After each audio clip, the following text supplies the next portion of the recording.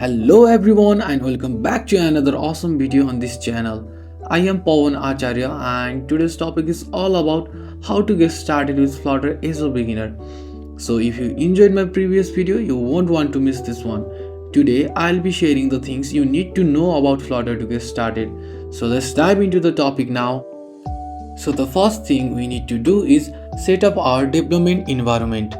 To do so, we need to download and install the Flutter SDK and a compatible version of that programming language. Then we have to choose an IDE, Integrated Development Environments, to develop Flutter apps. So basically, it is just a software program that provides a developer with all the tools and resources. So there are many IDE, but these three, Android Studio, Visual Studio Code and IntelliJ IDEA, are widely used, and I prefer VS Code and suggest to use it. We also need a programming language, so Flutter use that programming language and you should learn that. So the Flutter basics.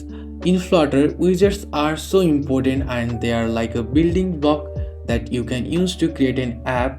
So there are lots of widgets. Some of the basic and important are text widget, container, icon, image, scaffold, elevated button and many more.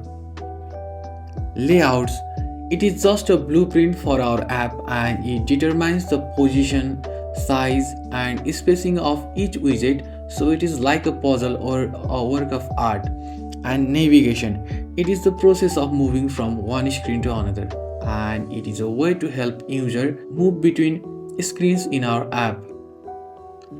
Build a simple app. Start building a simple app and this will help you to understand how to create UI elements. So Flutter provides a template, you can modify that and see changes, or you can make simple app like displaying hello world or image viewer app. And you can also join the Flutter community to get help, learn from others and share your own experience, because it has a large active community of developers who share their knowledge and experience. At last, the main thing is practice. So practice more, start building simple apps at first and gradually move on to more complex ones, and explore new widgets, Flutter packages, start to build your own projects, learn that and be more curious. So by following this beginner guide for Flutter, you will be well on your way to become a Flutter developer. So that's all for today's video and thanks for watching everyone.